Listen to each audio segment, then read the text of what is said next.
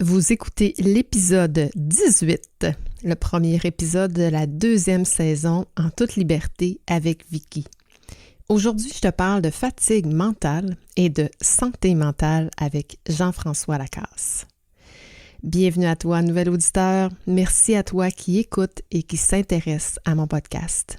C'est grâce à toi que je vibre sur la bonne fréquence. En toute liberté, ça nous permet d'aborder librement les questions de culture organisationnelle, de modèles de gestion axés sur la confiance et de sujets percutants tels que l'ego, le contrôle, les peurs, l'intelligence collective et bien plus encore. En toute liberté, c'est aller au fond des choses pour sortir de nos zones de confort et expérimenter de nouveaux angles pour qu'une petite transformation s'opère. Comme personne, agent de transformation ou comme gestionnaire, je veux t'aider à te propulser vers des sommets qui te transforment. Merci d'entrer dans mon monde de liberté. C'est quand la dernière fois que tu as fait la lecture de ton tableau de bord psychologique? Je t'en ai parlé lors de l'enregistrement de mon dernier épisode. En fait, l'épisode 17, où je parle de suspendre son jugement. J'ai enregistré cet épisode-là. J'ai terminé l'année là-dessus avant de prendre quelques jours de vacances, très épuisée mentalement. Et là, par hasard, on m'a partagé un article sur l'épuisement mental et la fatigue cognitive. Et c'est là que j'ai réalisé que c'était exactement ça que je vivais, un gros épuisement mental. Je n'avais parlé aussi hyper irritable, incapable de mettre deux mots, un en arrière de l'autre, plus capable de composer. Mon cerveau a vraiment fait un blackout, une grande fatigue, et ça s'est répercuté sur une fatigue physique, mentale, mais aussi physique. Aujourd'hui, on est le 29 décembre. J'ai arrêté de travailler. J'ai commencé à prendre congé à partir du 22 décembre. J'avais prévu travailler plus. Je n'ai pas été capable depuis une semaine de reprendre jusqu'à aujourd'hui. Là, je t'explique que ça faisait des semaines que je travaillais pas tant que ça par jour. Parce que moi, juste pour t'expliquer, j'ai des arrêts fréquents dans mes journées. Dans mes journées, je suis contente, j'ai fait le choix de travailler à la maison, d'être en équilibre avec ma famille, tout ça.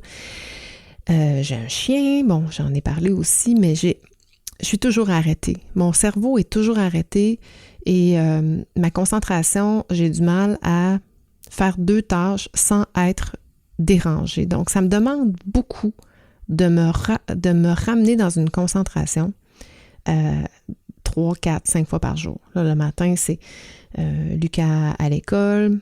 Après ça, c'est la marche du chien. Après ça, Lucas vient dîner à la maison. Après ça, c'est la marche du chien. Lucas retourne à l'école. Quand il revient de l'école, c'est la marche du chien. Après ça, c'est les leçons. Après ça, c'est le souper. Donc, jusque-là, ça va, mais au fur et à mesure que la journée avance, mon cerveau, lui, puis il vient qui est plus capable de revenir à une concentration aussi optimale. Donc, ça faisait des semaines que je vivais ça, ça m'irritait, ça me stressait, ça m'angoissait de ne pas être capable de livrer tout ce que j'ai à livrer dans le peu de temps que j'ai pour travailler. Donc, le piège, c'est qu'on va travailler les fins de semaine ou on va travailler les soirs pour se rattraper. Ce que j'ai fait dans les dernières semaines, et même au moment où je parle, en ce moment, j'ai encore cette douleur-là à l'omoplate. Je viens comme tilter. Je ne sais pas si toi, ça te fait ça, mais si tu as des maux physiques, mais quand je suis épuisée mentalement, ce que je réalise, c'est que ça, c'est un endroit où vient se loger mon stress, dans mes deux omoplates. Surtout un côté, mais dans les deux. Et là, quand j'ai lu cet article-là, les causes de l'épuisement mental sont qu'on se met une pression pour effectuer une tâche, que nos délais sont trop courts ou qu'on manque de temps d'arrêt. Moi, j'en ai pas de temps d'arrêt, jamais. Même si mes journées durent 5 heures de travail professionnel, mais mes journées, en réalité, elles durent 8, 9, 10 heures. C'est jamais terminé parce que tout le reste de l'organisation vient perturber ma concentration et vient mettre un stress supplémentaire. Jusqu'au moment où j'en ai trop pris, Ça faisait déjà plusieurs semaines, plusieurs mois que je fonctionnais sur ce rythme-là. Puis là, dans la dernière semaine avant les vacances, j'ai eu la brillante idée de m'inscrire à une formation.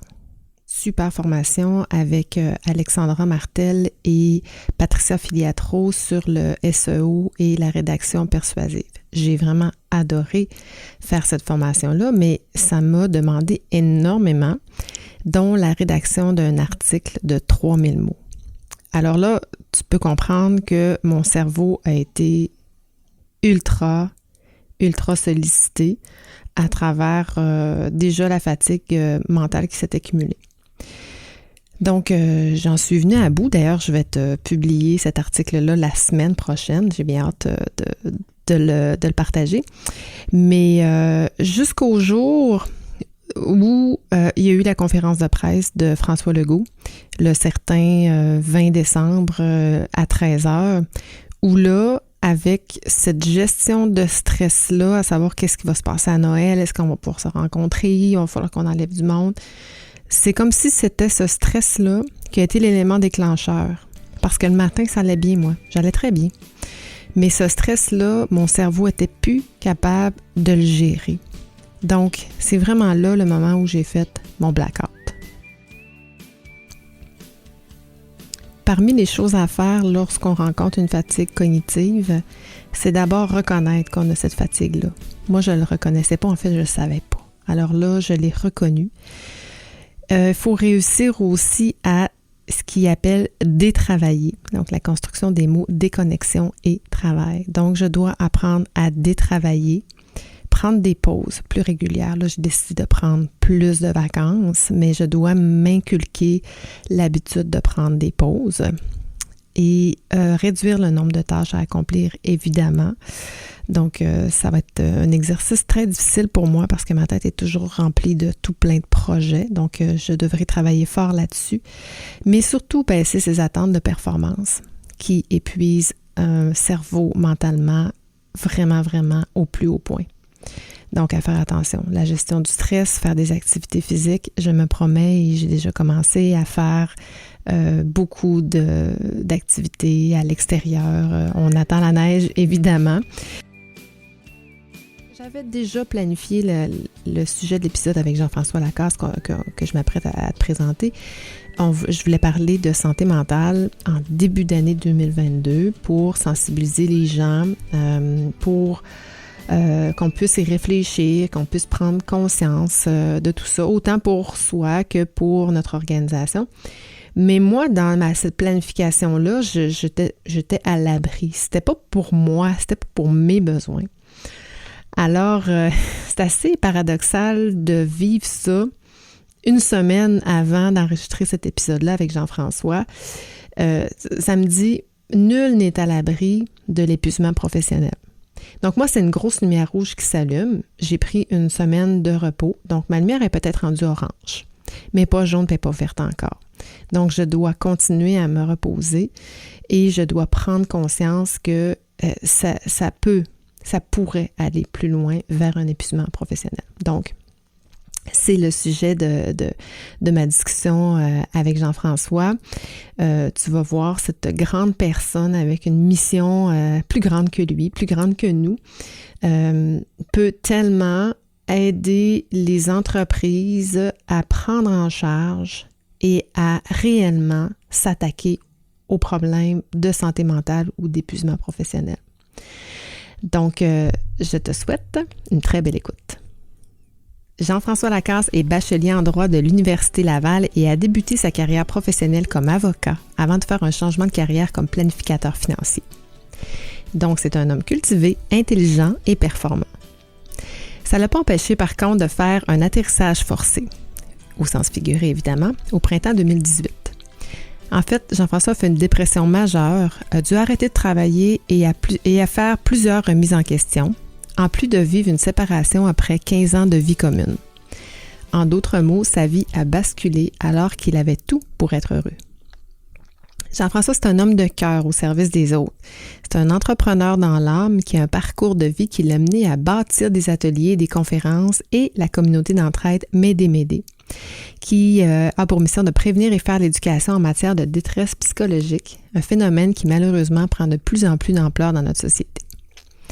D'une grande notoriété et crédibilité, il a su s'entourer de spécialistes de l'approche globale pour faire voyager son histoire encore plus loin, en développant aussi un concept unique afin de travailler en amont, c'est-à-dire sur la prévention et la sensibilisation à la dépression.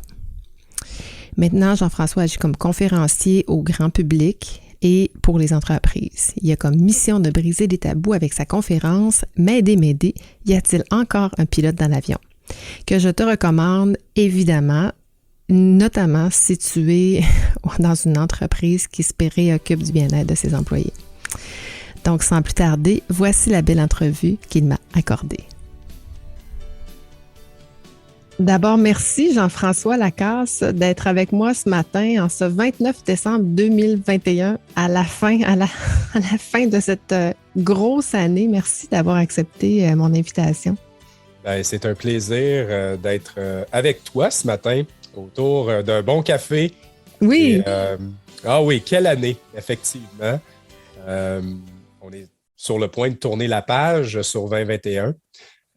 2022 frappe très fort à la porte. Puis moi, j'aurais juste le goût, peut-être d'entrée de jeu, de souhaiter une bonne santé mentale aux gens.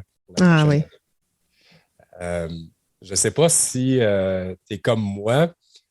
Quand on était petit, là, puis qu'on se faisait pincer les joues par nos oncles, puis par nos tantes, puis là, on se faisait souhaiter la santé, on se faisait souhaiter bon succès dans tes études.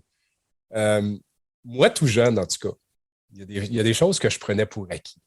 Oui, parce qu'on est jeune, on est fort. Exact. Puis je suis obligé de dire qu'à chaque fois, je me disais pourquoi on me souhaite la santé.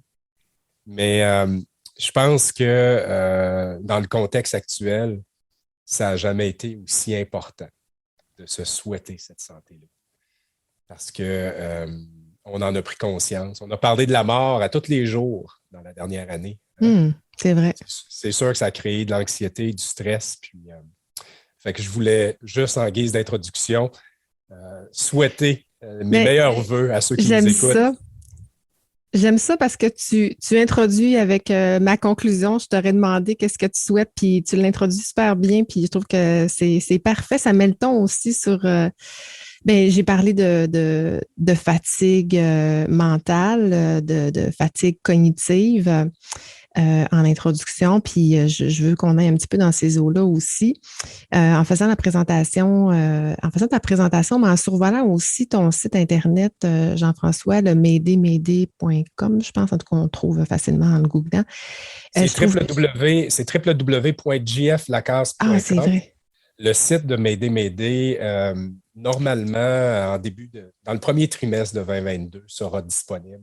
Donc, OK, mais on Google M'aider, puis on arrive sur ton site Internet. Fait que M-A-I-D-A, M'aider. En tout cas, tout ça pour dire que ton branding, tes jeux de mots, la cohérence entre tout ça, les couleurs que tu utilises, puis on sent aussi ta personne, tu sais, parce que, tu sais, on te sent.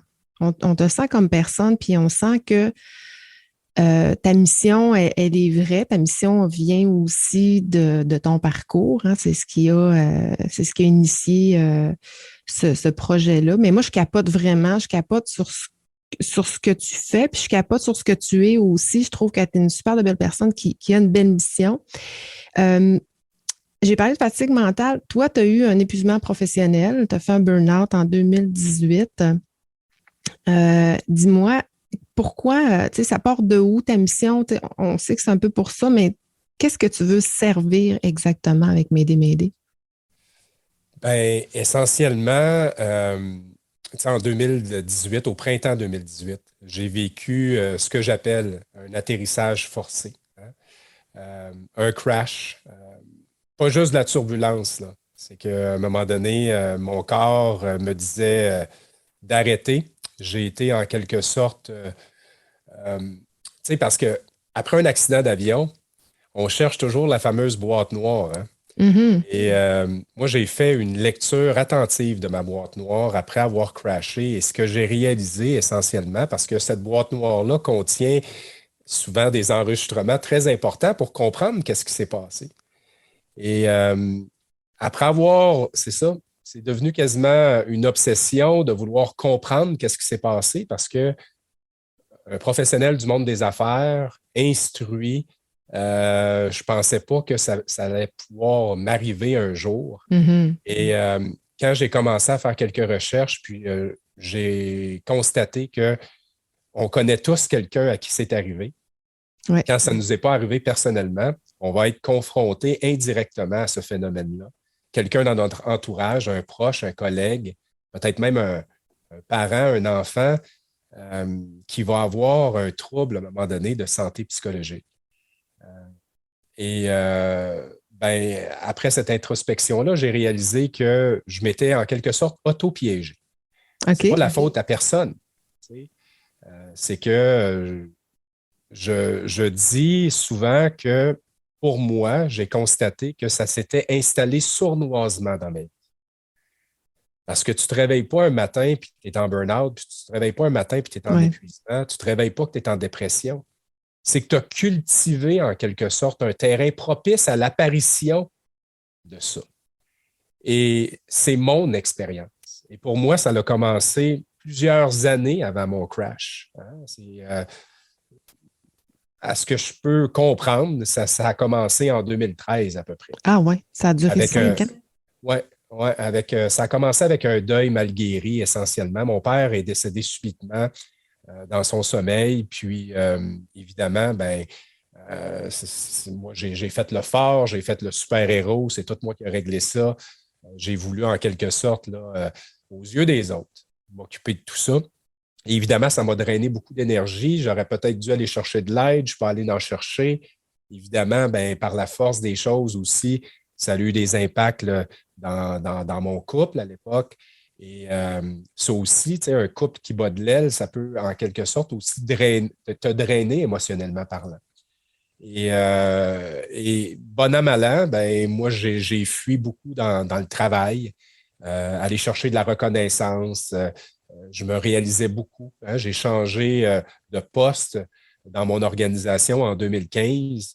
Puis là, ben, mes responsabilités avaient plus que doublé, même, je Mhm. dirais presque triplé.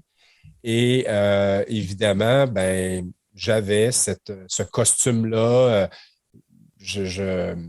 Écoute, il n'y a pas de simulateur de vol essentiellement, Vicky, hein, pour comprendre comment être un bon papa, comment faire Mhm. face à un deuil, comment réussir son mariage. On compose avec ça, avec le temps. L'école de la vie nous apprend beaucoup de choses. Puis m'aider, pourquoi ça a pris naissance, c'est qu'après mon atterrissage forcé, je me suis dit, crème, ce phénomène-là existe, il est là. Les statistiques dans nos organisations sont impressionnantes. Qu'est-ce que ça coûte directement et indirectement à nos organisations? Et je me suis dit, et si je racontais mon histoire dans le but de sensibiliser, prévenir, éduquer? Parce que c'est un sujet qui est extrêmement tabou, premièrement. Et la seule recette que moi j'ai trouvée, c'est d'en parler pas une fois de temps en temps, mais d'en parler day in, day out, pour être en mesure, c'est ça, de conscientiser les gens à ce phénomène-là et tous les impacts que ça peut apporter.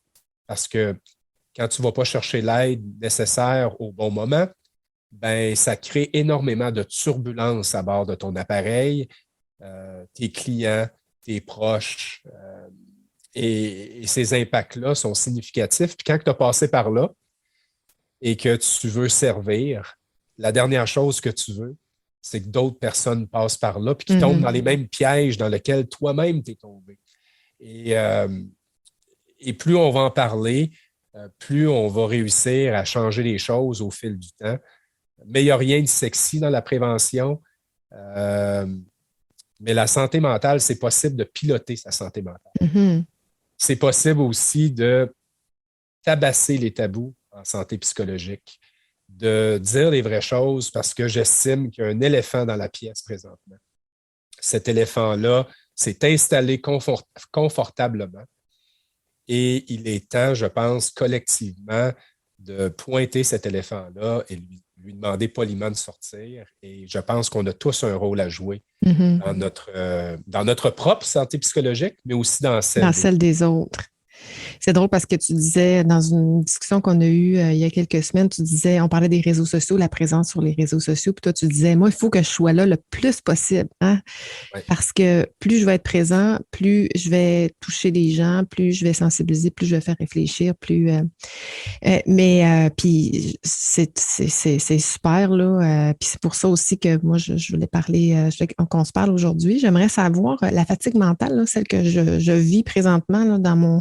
Je me remets un peu de ça, mais est-ce que c'en est un signe qui avant-coureur d'une dépression? Est-ce que c'est un warning dont je devrais faire attention?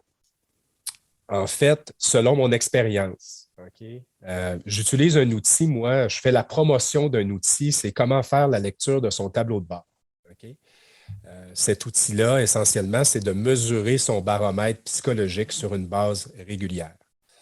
Puis effectivement, la fatigue mentale, c'est une des lumières qui peut être allumée une fois de temps en temps. De là l'importance de s'écouter. De là l'importance puis c'est pas juste le seul élément en Mhm. passant. Comment va notre sommeil, comment va notre consommation d'alcool? Est-ce qu'on est actif physiquement? Est-ce qu'on est actif socialement? Est-ce qu'on a un sens de l'humour ou on est plutôt colérique et irritable? Donc, de s'observer, de prendre le temps de prendre de la hauteur face à ses réactions, face à ses comportements via ce tableau-là. Ça peut être déjà une bonne piste de réflexion sur est-ce que je m'en vais dans la bonne direction? Et ce qui est le fun avec ce tableau-là, c'est qu'à partir du moment où on réalise qu'il y a une lumière plus foncée qui est allumée, parce que le tableau il est divisé en, il y a du vert, les lumières vertes, les lumières jaunes, oranges et rouges, bien évidemment, on ne veut pas aller dans le rouge puis dans l'orange. Mhm. Mais c'est difficile de toujours être dans le vert parce que, écoute, c'est même presque impossible. Moi, j'appelle ça, être toujours dans le vert, c'est être un top gun. Mais, OK. euh, mais c'est difficile. On a tous des réactions, puis surtout dans la dernière année, euh, des mécanismes de défense, des moyens de survie aussi. On a été barouettés. Il y a eu plusieurs changements dans nos vies respectives.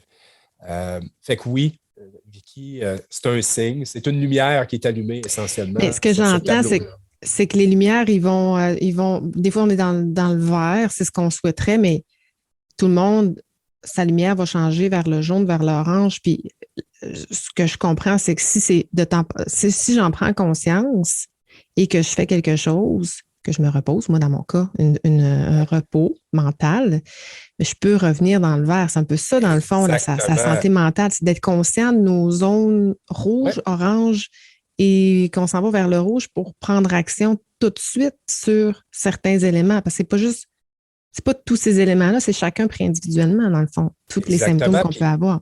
Puis chaque section propose des stratégies OK. pour être en mesure finalement de revenir dans une zone de couleur plus saine.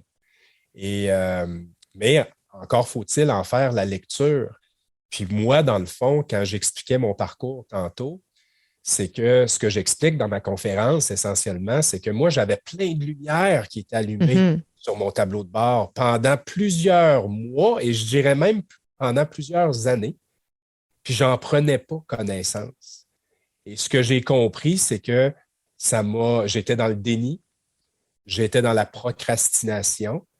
Aux yeux de tous, j'avais l'air correct, mais intérieurement, je ne me sentais pas en contrôle de la situation et il n'y avait pas de pilote dans l'avion, tout simplement.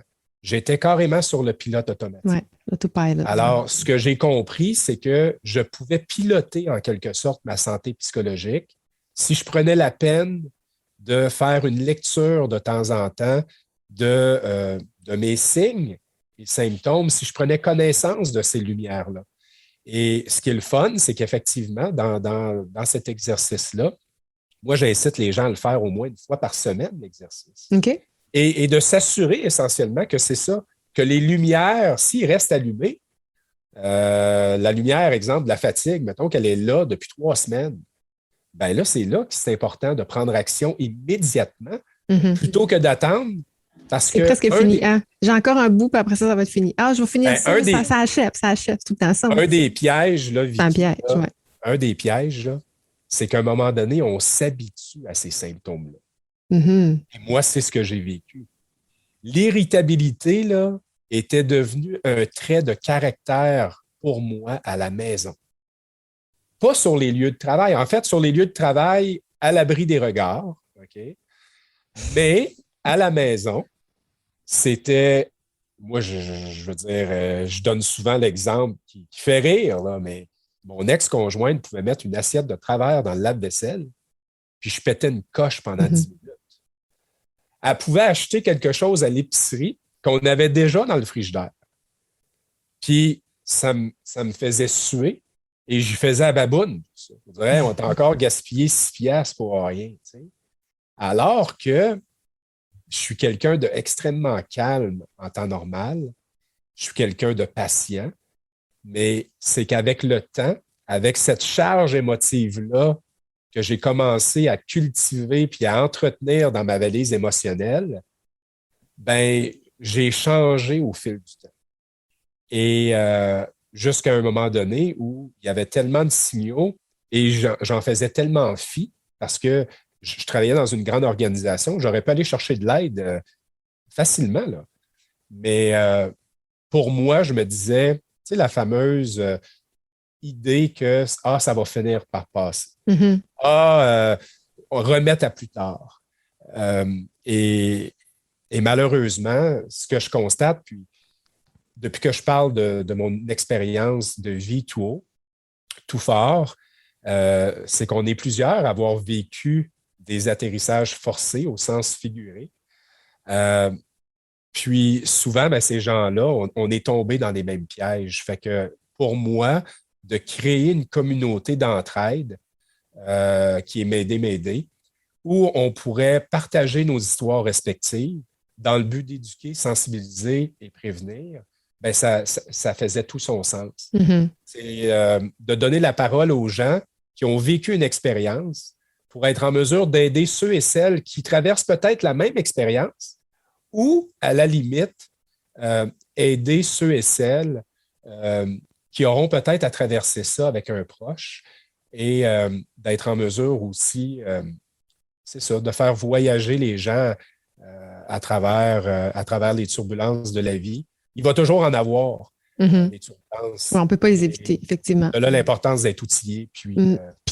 Puis là, on a vécu une super grosse année. Aujourd'hui, on est le 29 décembre 2021. On enregistre aujourd'hui, mais on vient de sortir de Noël perturbant, hein, avec des mesures à laquelle on ne s'attendait pas. Le télétravail est revenu obligatoire. Fait que on finit l'année alors qu'on avait repris un peu de souffle, puis on commence 2022 dans cet état-là. Moi, je trouve que c'est hyper dangereux là, pour la santé mentale alors qu'on avait commencé à revivre, à socialiser, tout ça. J'aimerais ça, tu sais, peut-être en terminant, je finirais sur cette question-là. Comment on peut bien démarrer 2022 en lisant son tableau de bord, en appliquant, dans le fond, qu'est-ce que tu suggères? Comment est-ce qu'on peut partir pour bien, en fait, comment on pourrait bien partir 2022? en fait, je pense que c'est de consulter dans un premier temps son plan de vol. Consulter son journal de bord. Appelons ça comme ça. Faire le bilan. Euh, Prendre le temps de prendre le temps. Parce que bien souvent, on met tout le monde à l'horaire et on se néglige. Euh, le début d'une année, c'est toujours propice à de bonnes résolutions. Ouais. Ça, c'est aussi en quelque sorte quelque chose qu'on cultive, hein, c'est une croyance. Moi, je pense que c'est toujours le temps de prendre des bonnes résolutions. Pas juste le 1er janvier. On peut prendre une bonne résolution à n'importe quel jour de l'année. Mais encore faut-il s'arrêter, moi, je préfère que les gens puissent faire un escale que, en quelque sorte, de vivre un atterrissage forcé. Euh, Commencer l'année de quelle façon? Ben, c'est de faire, en quelque sorte, le bilan de la dernière année, de mesurer son baromètre psychologique actuellement et, et possiblement de mettre en place immédiatement une, ne serait-ce qu'une saine Mhm. pratique ou un élément qui va peut-être améliorer sa santé relationnelle, sa santé amoureuse, sa santé financière, sa santé physique, nutritionnelle. Souvent, le danger, c'est de vouloir, tu sais, souvent les gens partent sur les chapeaux de roue en début d'année, puis ils disent, moi, je veux faire ci, moi, je veux faire ça, puis ci, puis ça, puis là, je veux changer ci. Et là, on tombe encore dans le fameux syndrome là, de la performance. Ouais. Des fois, un seul petit degré suffit, hein, pour changer complètement sa destination. Mhm. On sous-estime ce qu'on est capable de faire réellement sur une courte période de temps et de laisser travailler la magie du temps dans nos changements. Fait que, euh, j'ai le goût de dire aux gens, prenez le temps, malgré tout le bruit actuellement, de baisser le volume de tout ce qui se passe, mais de vous écouter surtout. Euh, Puis si vous sentez, tu sais, de prendre aussi la mesure de votre météo intérieure. Parce que quand je dis que c'est possible de piloter sa santé mentale, euh, c'est important de regarder la météo une fois de temps en temps. Et, euh, et trop souvent, puis j'ai fait l'exercice de mon bilan au cours des derniers jours, on a souvent tendance à oublier les journées ensoleillées et en quelque sorte de juste mettre l'emphase sur les journées plus nuageuses Mhm. et, euh, et les tempêtes qu'on a peut-être traversées au cours de l'année. Soyez doux envers vous-même. Mhm. Euh, et Ex- de faire ce bilan-là, ben, ça nous met dans une posture, aussi dans une énergie où on se dit, hey, finalement, il s'en est passé des belles choses en 2021. C'est pas juste des ajustements, c'est pas juste des troubles, des problèmes. Oui, il y a des choses qu'on ne peut pas contrôler. Mais quand on réalise qu'on a un certain contrôle sur notre météo intérieure, euh, ça change la donne aussi. Donc, Mhm. j'inviterais J- les gens à J'entendais cette quelqu'un réflexion-là. dire fixe-toi un seul objectif, mais sois obsédé par cet objectif-là. Fait que, tu sais, Tout à fait. pas 8 objectifs, 8 résolutions, un, puis focusser là-dessus. Puis c'était le sujet de mon dernier podcast, justement. Je parlais de ma résolution. Moi, je m'en fixe Ah une oui, par année. Cette année, c'est d'éviter de faire des jugements trop hâtifs. Fait que cette année, je travaille sur mon jugement. Fait que c'est ça, juste là-dessus. La perfection n'existe pas. Faut être. Tu me l'as dit tantôt, t'es dur avec toi. Oui, faut être plus doux. Effectivement, je retiens ce message-là. oui. Euh, T'as souhaité la santé mentale en début d'épisode. Moi, je souhaite l'équilibre aux gens.